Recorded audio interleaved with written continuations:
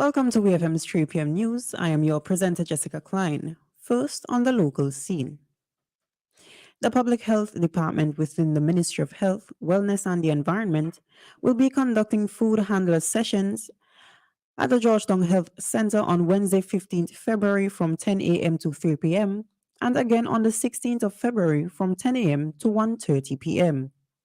This training is undertaken to register food handlers for the first half of 2023.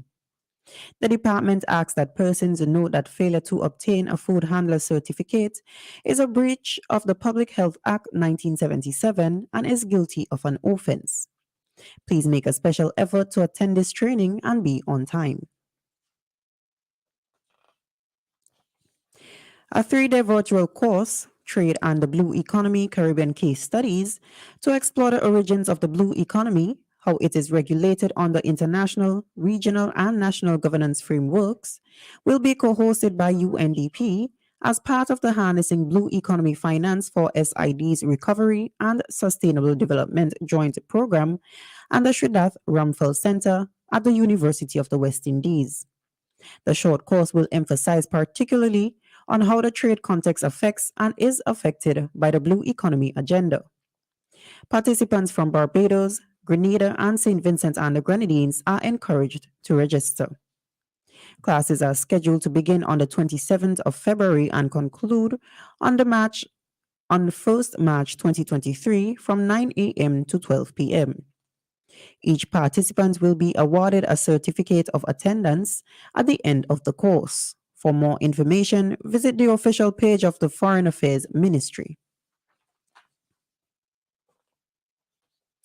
Still on a local scene, Tuesday, 7th February 2023 saw a one-day consultation on the development of digital skills training frameworks being held at the Ministry of Foreign Affairs Conference Room. The National Project Implementation Unit PIU of the Caribbean Digital Transformation Project, CARDTP, through the Ministry of Finance, hosted the forum in conjunction with the OECS Commission.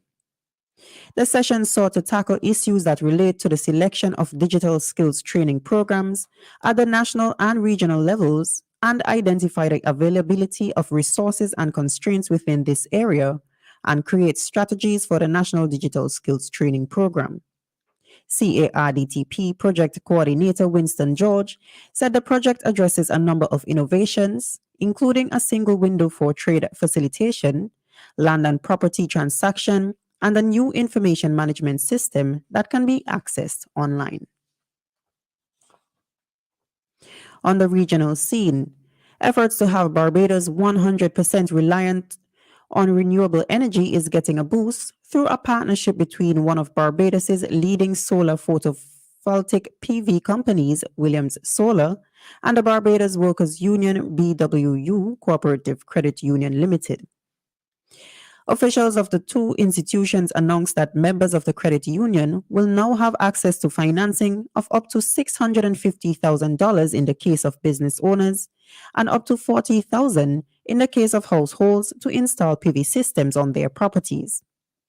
After about 2 years of discussions, the signed Memorandum of Understanding MOU between the two firms will allow individuals to get access to education on PV systems and expertise from Williams Solar in the form of installation, accessing licenses, and maintenance. General Manager of Williams Solar Gleason Roach, during a press conference to announce the partnership, said they were initially targeting about 5,000 households by 2030 under the collaboration. Still on the regional scene, Jamaica's Executive Director of the National Solid Waste Management Authority, NSWMA, Audley Gordon, issued a warning to persons responsible for setting sections of the retirement landfill on fire that they will be caught soon. He spoke with reporters in Falmouth, Trelawney, as members of the NSWMA's sweep team provided support to clear a backlog of garbage in the parish and neighboring St. James.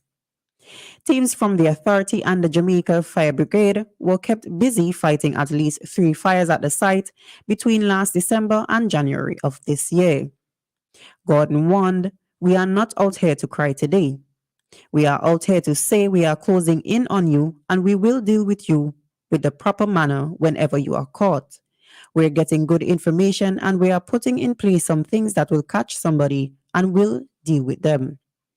He said that the authorities have been receiving tips from residents who have grown increasingly incensed about the fires, which are taking a toll on their quality of life. And on the international scene, Nigeria's Supreme Court has temporarily suspended Friday's deadline to stop using old banknotes, which had caused a cash crisis in the country. According to BBC News, banks have not been releasing enough of the new Naira notes, which led to a desperate and chaotic scene as people tried to get their hands on them. There were fights at ATMs, protests, and mob attacks on commercial banks.